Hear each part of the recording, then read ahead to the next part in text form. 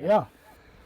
Ferris Bueller's Day Off to me is, my favorite movie. I enjoy it so much and love it so much that when I find out people don't like it, I do judge them. Is Yeah. that my own thing, or are you like that too?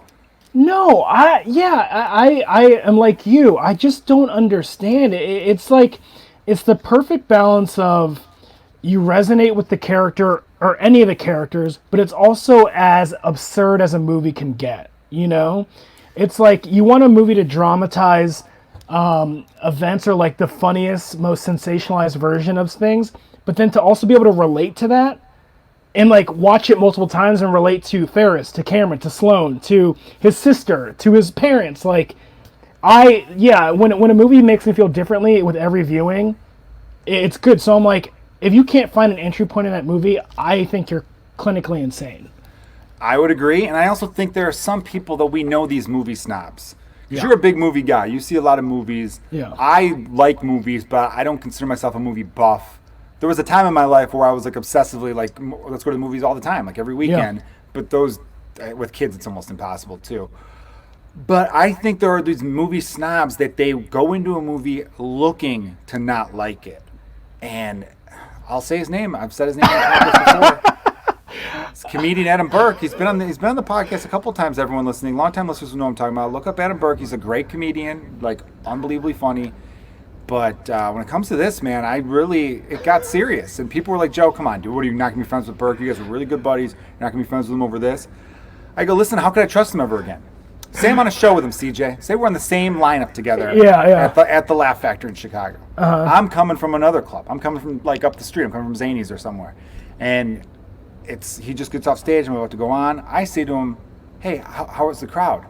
I can't trust him because I know he doesn't like Ferris Bueller's Day Off. First of all, don't set me up to ether our good friend Adam Burke. No, I saw you on Bridenstine's podcast with him, right? He was on the panel with you. Yeah.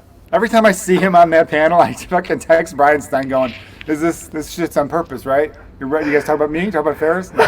By the way, Adam, if you're listening, you know I fucking love you. I actually texted him a couple days ago. We're cool, but this is really, we'll never be as cool as we were. No, I'm gonna next time I see Adam, I'm probably gonna ask him about it. And there are some other people who I really respect. Old time Conan writer who is, I've seen him. I just follow him. I'm such a big fan of his on Twitter, and there were some old comedy message boards he used to interact with people on, and he's like known for being the most positive, nice guy. And he was also at Conan when I was interning there. Has helped me in my career, and I saw him tweet multiple times like the one thing that all people love, but I don't, is Ferris Bueller. And that was always such a wild, because he lived in Chicago, loves Chicago. And there will be a time when I go on Twitter and I go, hey, Brian, I don't know if you remember me, and I'm just going to write an essay about Ferris Bueller because I don't understand. Especially if you love Chicago, because John Hughes has stated that Ferris Bueller's Day Off is a love letter to the city of Chicago. Yeah. I downloaded the song Big City Now Now. I can't remember who wrote it or who sings it. That scene where they're going to downtown Chicago. Yeah. I made sure to have downtown Chicago footage as the new intro to this podcast.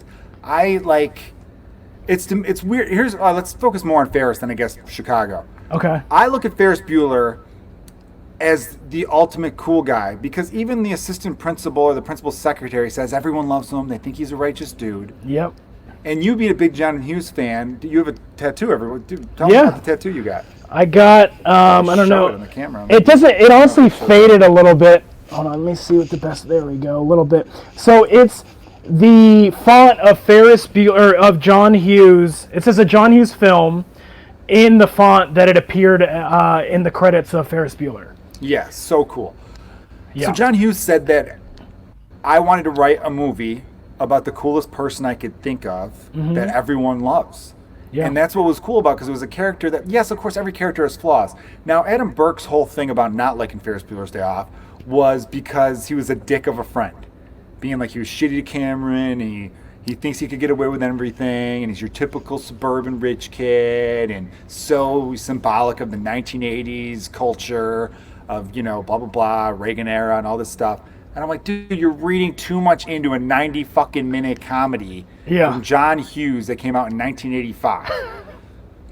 And it was embarrassing that some people were even agreeing with him, and I noticed all the people agreeing with him. I'm like, I just finally commented on this one crazy thing where I'm like, I'm sorry you guys all had a shitty time in high school. All right, it's not Ferris's fault. He would not have been shitty to you. He was great to everybody. Remember when people were answering the payphone? There's Bueller. That dude's getting me out of summer school. Yeah, he didn't need to get freshmen out of summer school, but he was a good guy like that, you know. Well, you know what? I think some people. I am remembering sort of this conversation that I've had with. Former friends. Megan has told me a little bit about this, but she doesn't think it's bad. But like, and maybe you relate to this. We are such. I will say this for myself.